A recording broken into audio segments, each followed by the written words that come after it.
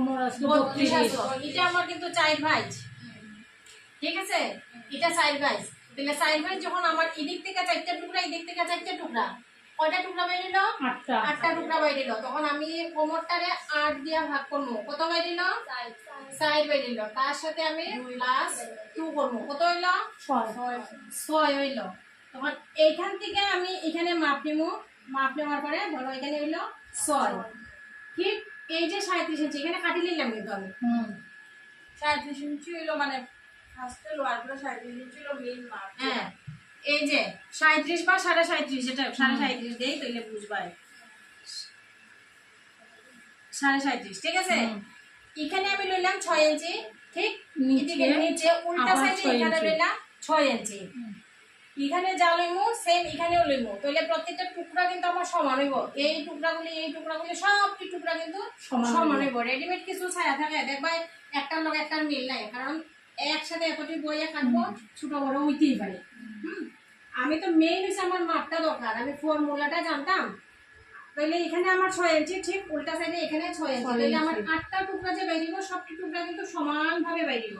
তখন কি করবো আমি 6 আর 6 কাটতে লাগবো, এই যে ঠিক আছে কাটলাম। এখানে দেখো এই সাইডটা একটু তেরা আছে, এটা আর এটার এই সাইডটা তেরা, এটার এই দিকটা ছোট, এটার এই দিকটা ছোট। তখন আমি এটারে উল্টাইলাম, এই 6 ইঞ্চি আর এই 6 ইঞ্চি সমান করে বয়াবো। বয়ানোর পরে সবটি বাঁকা সাইড তো এক সাইডে আইলো, তখন এখানে একটা মার্ক করবো, 1 ইঞ্চিতে একটা মার্ক করবো, রাউন্ড স্কেল দিব, দিয়া ওইখান থেকে ওইটারে রাউন্ড কইরা এই করে দেব। তখন কিন্তু সেম এটারও কাটা হইব, এটারও কাটা হইব, সবটির কাটা হইব। এদিকে যে এই তেরা সাইডের সাথে আমি সোজা সাইড বয়াবো, একটা তেরা একটা সোজা, একটা তেরা একটা সোজা বয়া তখন আমি এখানে সেলাই করবো। এবার দেখো আমার বেল্ট বাইর করতে লাগবো, এটা হচ্ছে সেলাই করার পরে 37 ইঞ্চি বা 37.5 ইঞ্চি, যেটা এটা আমার 35 ইঞ্চি থাকবো।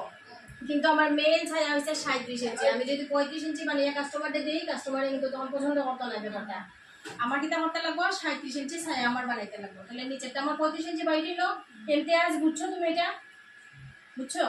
তাহলে আমার এখানে 35 ইঞ্চি বাইরে দিল, ওখান দেখো 2 ইঞ্চি আমার বেল্টটা 2 ইঞ্চি। যদি বেশি বড় ছায়া হয় তাহলে 2.5 ইঞ্চি একটা বেল্ট থাকে, এখানে 2 ইঞ্চি যদি আমি বেল্ট করি, এই যে 37 ইঞ্চি, 37 ইঞ্চির লগেই কিন্তু আমার বেল্ট, 37 ইঞ্চি হচ্ছে বেল্ট সহ, আর 35 ইঞ্চি হচ্ছে এই জায়গাটা। ওখানে আমি 2 ইঞ্চি যদি বেল্ট করি, এই বেল্টের সাথে যখন আমি এইটা যখন সেলাই করবো, সেলাই করার পরে এদিকে আমার 1/2 ইঞ্চি দরকার হইব।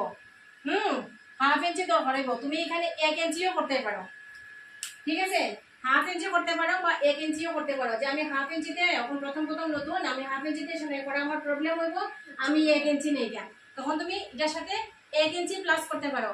যদি 2 ইঞ্চি বেল্ট হয়, তার সাথে যদি 1 ইঞ্চি যোগ করি, আমি যোগ করার পরে কত হইলো 3 ইঞ্চি। আমার যে এখানে একটা টুকরা কাপড় হয়েছিল তো, ওইটার থেকে আমি এখানে 3 ইঞ্চি মাপ দিলাম। 3 ইঞ্চি মাপ দিয়া এবার ধরো এই কাপড়টা আসলো, ঠিক আছে, এখান থেকে আমি 3 ইঞ্চি, এটা কিন্তু 2 ভাঁজ, হ্যাঁ এটা 2 ভাঁজ থাকবো। তাহলে এখানে 2 ইঞ্চি